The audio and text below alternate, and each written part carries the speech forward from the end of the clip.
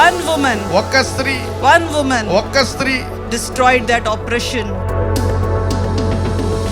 Can you imagine 20 years the Canaanites were oppressing the people of God and everybody was quiet and fear. Decided that I am going to arise and I am going to be the mouthpiece of God to deliver the Israelites. Go to the book of Judges. న్యాయాధిపతుల గ్రంథాన్ని చూద్దాం.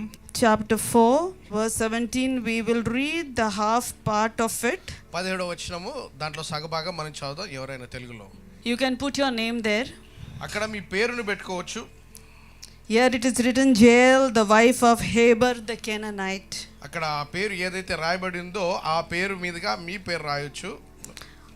And we'll also go to the next chapter, I think the 5th chapter and the 7th verse. We'll read it later. తర్వాత వచనాన్ని మరొకసారి తర్వాత కొద్ది సమయం తర్వాత మనం చదువుదాము. It's a very simple verse. It's just writing. It's written Jael the wife of Heber the Canaanite. This is all for married women. ఇది పెళ్లిళ్ళు జరిగినటువంటి స్త్రీల కోసము. You can put your name there. మీ యొక్క నామము ఆ పేరు స్థానంలో మీ నామం పెట్టుకోవచ్చు. I can put my name, but I can put it as a wife of prophet Daniel David. నా పేరు పెట్టుకోవచ్చు. అయితే ప్రవక్త దానియేల్ డేవిడ్ గారి సత్యమణిగా. Here is a very ordinary woman is just written that Jael the wife of Heber the Canaanite. Heber the Canaanite జేరి యొక్క పేరు రాయబడింది. ఆ పేరు ప్రతిగా మీ పేరు మీరు చదవచ్చు. There's not a big identity for this woman. ఈ యొక్క స్త్రీ గురించి అంతగా ప్రస్తావించబడి గొప్ప విషయాలు ఏం రాయబడి లేవు. She's a very ordinary woman. మామూలు సహజమైనటువంటి స్త్రీగా తను ఉండింది. Husband is also an ordinary man. తన భర్త కూడా మామూలు సహజమైనటువంటి ఒక వ్యక్తి. Not a big man of God or a prophet or an apostle, but a normal human being. And his name is mentioned. She is the wife of Heber. అయితే చూసినట్లయితే తన భర్త కూడా అంతగా పేరుగాంచిన వ్యక్తి కాదు, అంతగా ప్రవక్త కానీ అపోస్తలుడు కానీ పెద్ద పనులు చేసినటువంటి వాడు కాదు, కానీ ఆమె పేరు మాత్రము తన భర్తగా అని గుర్తించబడింది. I want you to put your name there. ఆ భర్త పేరు రాసి తన భార్యగా రాయబడింది. అక్కడ మీ పేరు ఆ స్త్రీ స్థానంలో మీ స్త్రీ. Whatever your name may be, you put your name there. అక్కడ మీ పేరు ఏమై ఉన్నా సరే ఆ పేరుకి ప్రతిగా మీ పేరును గుర్తించండి. And wife of your husband. అలాగనే మీ భర్త పేరు పక్కనగా పలానా పలానా ఒక భర్త వారి యొక్క భార్య అని చెప్పి. You will know what's the mystery later. దాని తర్వాత మర్మం ఏంటో మీకు అర్థమవుతుంది. Now when we go to the back story, తర్వాత వచనంలోనికి ఆ కథలోనికి మనం వెళ్తే the Bible says that the children of Israel did evil in the sight of God. దేవుని యొక్క దృష్టికి వ్యతిరేకంగా మరి ఇశ్రాయేలు జనాంగం అంతా కూడా వ్యతిరేకమైన పాపం చేశారు. And the Bible says because they did evil in the sight of God, they were oppressed by the enemy. దేవుని యొక్క దృష్టికి మరి వారు వ్యతిరేకంగా చేశారు కాబట్టి అపవాది చేత వారు అనగదొక్కబడ్డారు, ఒత్తిడిలోనికి వెళ్ళారు. And the life was very difficult for the Israelites. తర్వాత ఇశ్రాయేలుకు వారి యొక్క జీవితం అనేది చాలా కష్టమైంది. You know, the people were living in constant fear. ప్రజలు చూసినట్లయితే ఎప్పుడు కూడా ఎడతెగని భయంలో, అంటే ఒక భయం తర్వాత ఇంకో భయం, ఇంకో భయం తర్వాత ఇంకో భయం రావడం. Even the men were living in constant fear. అలాగనే పురుషులు కూడాను మరి ఎడతెగని భయములో వారు జీవిస్తూ వచ్చారు. People could not move on the highways. ప్రజలు వారు చూసినట్లయితే ఆ ఒక పెద్ద మార్గం గుండా ఉన్నటువంటి ఆ స్థానంలో వారు జీవించలేకపోయారు, నడవలేకపోయారు. Because they knew if they ever went by the highway, they would be killed and oppressed by the enemy severely. ఆ ప్రధాన రహదారుల మీదుగా వారు నడుచుకుంటూ వెళ్తే అపవాది చేత, శత్రువుల చేత ఒత్తించబడతారని వారు గుర్తించారు. Because of this, people were hiding and they were going from, nowadays they say gully gully. ఇప్పుడు ఈ రోజుల్లో వీధిగా మనం చూస్తాగా ఆ రీతిగా Very very harsh time. చాలా కష్టతరమైనటువంటి పరిస్థితులు. So the people were crying unto God because of the oppression of the enemy. అయితే అపవాది యొక్క ఒత్తిడిని బట్టి ప్రజలందరూ కూడా వేధింపబడ్డారు. And in this season there was no man who was able to rise up and fight against the enemy. ఈ సమయంలో మరి శత్రువుకి వ్యతిరేకంగా ధైర్యంగా నిలబడి శత్రువుతో పోరాడేటువంటి వారు ఎవరు కూడా లేరండి అక్కడ. Every Israelite was living a defeated life of fear. ఇశ్రాయేల్లో ఉన్నటువంటి వారందరూ కూడా ఓటమి పాలైనటువంటి జీవితాన్ని జీవిస్తున్నారు. When God's people were asked or was their life to live a life of victory over the enemy, ఎప్పుడైతే దేవుని ప్రజలు శత్రువు మీదుగా విజయవంతులుగా జీవించడానికి పిలువబడినప్పుడు వీరు మాత్రము భయములో ఉంటున్నారు. because of the oppression of the enemy, they were living in such a fear and torment. వారు దేవుని ప్రజలుగా ధైర్యంగా ఉండాల్సింది పోయి శత్రువు పెట్టినటువంటి ఆ ఒక భయానికి లోనైపోయి ఎప్పుడు కూడా వేదనలో ఉంటున్నారు. When things were so bad all around, చుట్టూరుగా భయంకరమైనటువంటి చెడుతో కూడినటువంటి పరిస్థితుల్లో one woman, Deborah the prophetess, she said, no, it's enough is enough. The enemy cannot dominate our lives. ఒక్క స్త్రీ డెబోరా తను మాత్రము ఇక జీవించింది చాలు, మనం ఈ జీవితం మనం జీవించనవసరం లేదు, మనం దేవుని ప్రజలమని తాను గుర్తించింది. The Bible says, till Deborah arose, people were living in fear and torment. Deborah తాను లేచి తాను ధైర్యం చూపించేంత వరకు ఆ ప్రజలందరూ కూడా, దేవుని ప్రజలందరూ కూడా, ఇశ్రాయేల్ వారందరూ కూడా భయములో వేదనలో జీవించారు. Deborah was a prophetess. Deborah తను ఒక ప్రవక్తరాలు. And until and unless Deborah would rise, nothing would happen. Situation will not change. Deborah దేవుని యొక్క కార్యములను, దేవుని యొక్క వ్యక్తి అని చెప్పి గుర్తించి తాను లేచేంత వరకు కూడాను పరిస్థితులు ఏవి కూడా మారలేదండి. So Deborah decided that I am going to arise and I am going to be the mouthpiece of God to deliver the Israelites. ఇక డెబోరా తను నిశ్చయించుకుంది, నేను దేవుని యొక్క నోటి బూరగా, దేవుని యొక్క ప్రతిగా ఉండి ఇశ్రాయేలుకి నేను విడుదల తీసుకొని వచ్చాను, నేను అవుతాను అనుకుంది. My sisters, I want you to rise like Deborah. సోదరులారా, మీ అందరికి కూడా మీకు ఒక ప్రశ్న వేస్తున్నాను, మీరు ఎందుకు డెబోరా లాగా లేచి ధైర్యంగా నిలబడరు? Because if Deborah will not rise up, the enemy will rise up. Deborah లేచి ఆ రోజున ధైర్యంగా ముందడుగు వేయకపోయినట్లయితే అపవాది ఇంకా వారిని ఒత్తిడిలోనికి లోని చేసేది. And we, the women of this age, will not allow the enemy to rise up in our homes, in our families, in our community. అయితే ఈ కాలానికి సంబంధించినటువంటి స్త్రీలుగా మన సమాజానికి కానీ, మన కుటుంబానికి కానీ, మన జీవితానికి కానీ ఎటువంటి అపవాదికి మరి చోటు లేదన్నట్టుగా ధైర్యంగా లేచి మనం దేవుని కార్యాన్ని పలకాలి. This is your season, my dear sisters. సోదరులారిగా మీరు అందరూ గమనించాలి, ఇదంతా కూడా ఇది మన యొక్క కాలము, దేవుడు అనుసరించిన కాలము. You know, enough of the time even Deborah was sitting silent. కొద్ది కాలంగా డెబోరా కూడా తను మౌనంగా కూర్చుంది అక్కడ. The Bible says suddenly she decided, until and I, Deborah, arose to be a mother to Israel. హఠాత్తుగా ఒక్కసారిగా దేవుని యొక్క ఆత్మ ప్రేరేపణ ద్వారా డెబోరా లేచి, నేను ఇశ్రాయేలుకు నేను తల్లిగా ఉంటాను, ఇశ్రాయేలుకి నడిపించు నాయకురాలుగా ఉంటాను తాను తీర్చిదిద్దుకొని నడుచుకునేంత వరకు ఆమె కూడా కాసేపు మౌనంగా ఉండింది. My dear sisters, this morning నా ప్రియ సోదరులారా, ఈ రోజుగా ఈ ఉదయకాల సమయంలో I want you to arise. మీరందరూ కూడా ధైర్యంగా లేవాలి. God wants you to rise. దేవుడు మీరు ధైర్యముతో లేచి నడిపించాలని కోరుకుంటున్నాడు. To arise doesn't mean just to get up from your chair. లేచి నడపమంటే ఏదో కుర్చీ నుంచి లేవటం కాదు. లేచి ధైర్యంగా వ్యవస్థను, సమాజమును మీరు నడిపించాలి. God wants you to take the responsibility and the position what He has called you to be this morning. ఈ ఉదయకాల సమయంలో ఈ వ్యవస్థలో, ఈ సమాజంలో, కుటుంబంలో దేవుడు నిన్ను ఎటువంటి గుర్తింపుతో, అభిషేకంతో పిలుచుకున్నాడో దాని విషయంలో లేచి ధైర్యంగా మీరు ముందుకు నడుచుకోవాలి, బాధ్యతను వహించాలని చెబుతున్నాను. Enough of the years you have been silent. ఎంతో కాలంగా మౌనంగా ఉన్నారు, ఇక చాలు.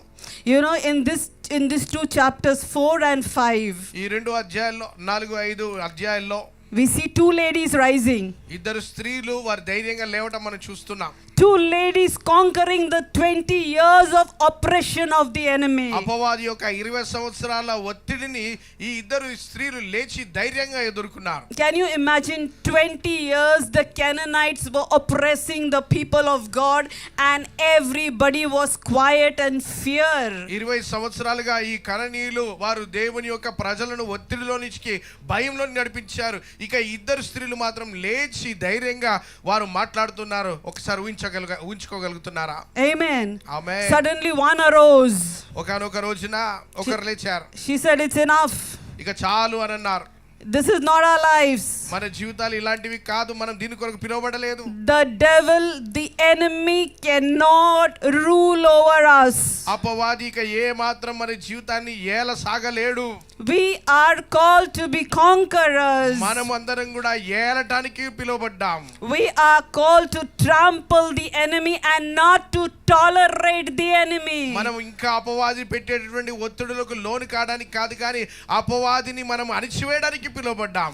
Once make a prophetic declaration ఒక్కసారిగా ప్రవచనాత్మకమైనటువంటి ఒక ప్రవచనం విడుదల చేయగా, and look at this other beautiful woman. ఇక తర్వాతన ఇంకో అందమైన స్త్రీని కూడా మనం చూడవచ్చు. An ordinary woman like you and me. నీలాగున నాలాగున ఉన్నటువంటి ఒక సాధారణమైన స్త్రీ. Our sister Jael. అక్కడ జైల్ అనే ఒక స్త్రీ, Such a beautiful, wonderful woman. ఎంతో అద్భుతమైనటువంటి స్త్రీ. Not very famous. అంతా పేరుగాంచిన వ్యక్తి కాదు, Not well known. అంతగా తెలిసినటువంటి వారు కాదు. Just her identity is the wife of Heber. హాబారు యొక్క భార్య అని చెప్పి అక్కడ రాయబడి ఉంది. You know, when the enemy got into her vicinity, ఎప్పుడైతే అపవాది తన ఒక పరిస్థితుల్లోనికి వచ్చాడో, she was so wise to handle Sisera, the enemy of the Israelites. ఇశ్రాయేలు యొక్క శత్రువు సిరియా విషయంలో మరి ఎలాగైనా దాన్ని వ్యవహరించాలో జ్ఞానం కలిగి ఉంది తాను. When he came and he asked her for water, ఎప్పుడైతే వారు వచ్చి మరి నీళ్ళ కోసం అడిగారో, she was so smart to offer him milk. చాలా తెలివిగా పాలను తనిచ్చింది. You know, people these days, if they say that if you drink milk in the night, you will have good sleep. ఈ రోజుల్లో ప్రజలు నమ్ముతారు ఏంటంటే రాత్రికాల సమయంలో నిద్రకి వెళ్ళక మునుపు పాలు తాగితే చక్కగా నిద్రపోతారని నమ్ముతారు. Jael knew it in those days itself that milk would put people to sleep. Jail చూసినట్లయితే ఆ రోజే మరి అలా పాలు ఇచ్చేస్తే వారు నిద్రలోకి వెళ్తారని చెప్పి ఆ రోజే తలంచింది. You know, I feel that this strategy was given to her by God himself. దేవుని ద్వారానే ఇట్టి జ్ఞానము జైలుకి ఇవ్వబడిందని నేను నమ్ముచున్నాను. How to destroy the enemy. ఎలాగన అపవాదిని హతము చేయాలో చాలా తెలివిని దేవుడు దయచేశాడు. She so sweetly invited him. చాలా మృదువుగా మరి అతన్ని పిలిచింది. She gave him milk. చక్కగా పాలనిచ్చింది. And the moment the man slept, ఒక్కసారిగా ఆ వ్యక్తి నిద్రలోనికి వెళ్ళగా, she took the peg and the hammer. ఆమె ఆ సుత్తెను తీసుకొని and she killed the enemy. అపవాదిని అక్కడ హతము చేసేసింది. 20 years of oppression. 20 సంవత్సరాలుగా ఉన్నటువంటి దీర్ఘకాల ఒత్తిడిలో నుంచి విడుదల. Can you imagine 2 decades tormented by people, tormented by the enemy, tormented in fear, tormented in so many things? దేవుని ప్రజలు దేవుని చేత ఎన్నుకొనబడ్డవారు 2 దశాబ్దాలుగా వారు అపవాది చేత ఒత్తిడి చేయబడ్డారు, అపవాది చేత హింసించబడ్డారు, అపవాదికి లోనైపోయి బానిసలుగా ఉంటున్నారు. One woman, ఒక్క స్త్రీ, one woman, ఒక్క స్త్రీ, one woman ఒక్క స్త్రీ destroyed that oppression. ఆ ఒత్తిడినంతా కూడా ఒకే సమయంలో హతము చేసేసింది. One woman, ఒక్క స్త్రీ మాత్రమే set the entire Israelites free. Israel జనాంగానంతటిని కూడా విడుదల కలిగించింది. One woman, ఒక్క స్త్రీ. such a powerful act to destroy the powers of the enemy for everyone. ప్రతి ఒక్కరి కొరకే అపవాది క్రియలంతా కూడా సంపూర్ణంగా నిర్మూలన చేసింది. My dear sisters, నా ప్రియ సోదరులారా, you can rise up as that one Jael. మీరు కూడా జైలాగిన మీరు ఆ ఒక్క స్త్రీగా లేచి సమాజం కొరకు కుటుంబం కొరకు మీరు నిలబడవచ్చు. You can rise up as a voice like Deborah to this generation to lead the people. ఈ తరానికి గాను అనేకులను నడిపించడానికి మీరు దెబోరా లాగిన దేవుని యొక్క ప్రవచనాత్మకమైనటువంటి స్వరంగా మీరు లేచి నడవాలి.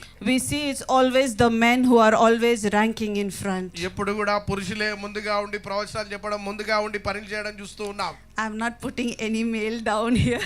ఇలా చెప్పడం ద్వారా పురుషులని తక్కువ చేయడం అని కాదు, కానీ But look at these 2 women. What a motivation it is for we women to rise. Amen. ఈ ఇద్దరు స్త్రీలను మనం గమనించి మరి స్త్రీలుగా మనకి ఎంత గొప్ప ప్రోత్సాహం, ఎంత మంచి మాదిరిగా ఉన్నారో మనం లక్ష్య పెట్టాలి. One spoke and the other did it. ఒకరు పలికారు, తర్వాతన ఇంకొక స్త్రీ తను చేసేశారు. Both were important. ఇద్దరు కూడా ప్రాముఖ్యులే. The voice స్వరము ప్రాముఖ్యమే, and the one who did it practically and brought women bringing deliverance to the people of God. Oh my God. అలాగనే క్రియాశీలకంగా పనిచేసి మరి ప్రజలందరికీ కూడా దేవుని బిడ్డలందరికీ కూడా విడుదల చేసిన పని చేసినటువంటి ఆ స్త్రీ కూడా ప్రాముఖ్యమే. My dear sisters, my dear young sisters, it's your time now. నా ప్రియ సహోదరులారా, మరి యవన సహోదరులారా, Arise. ఇది మీ సమయము, లేవాలి, Arise. లేచి నడవాలి. How many of you want to arise this morning? ఈ తరము కొరకు ఎంతమంది అలాగన ధైర్యంగా లేచి ముందుకెళ్లాలని కోరుకుంటున్నారు? Hallelujah. Hallelujah. You are not going to be ordinary anymore. మీరు ఏ మాత్రం కూడా సహజమైనటువంటి జీవితాలు జీవించరిక. You are going to stand as a warrior for your home, for your family. మీ కుటుంబం కొరకై, మీ ఇంటి కొరకై, మీ సమాజం కొరకై మీరు దేవుని యొక్క ధైర్యశీలమైనటువంటి వారిగా నిలబడబోతున్నారు. You don't need to cry. ఇక ఎప్పుడు విలపిస్తూ ఏడ్చే వారిగా ఉండరు.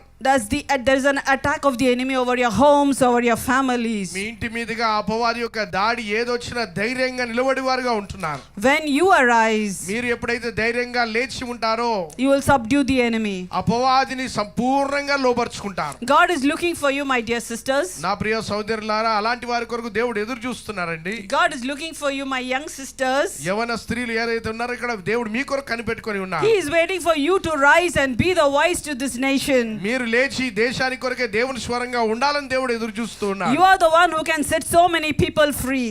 మీరు అనేకమైనటువంటి ప్రజలకు విడుదల ఇచ్చేవారుగా దేవుడు మిమ్మల్ని చూస్తూ ఉన్నాడు. If two women could do this powerful job, if God can just use these two women, దేవుడు ఆ రోజున ఈ ఇద్దరు స్త్రీలను గొప్ప కార్యము కొరకు వాడుకున్నట్లయితే why can't God do it through you and through me? ఇక్కడ ఎంతో మంది ఉన్నారు, నీ ద్వారా నా ద్వారా ఎందుకు దేవుడు గొప్ప కార్యం జరిగించలేడు? Let us rise up for God this morning. అందుచేతనే మనం దేవుని కొరకు లేచి అధికారం పొందుకొని, ధైర్యం, అభిషేకం పొందుకొని ముందుకొని ఉన్నాడు. Let us take a decision. తీర్మానం తీసుకుందాం. I'm going to rise up.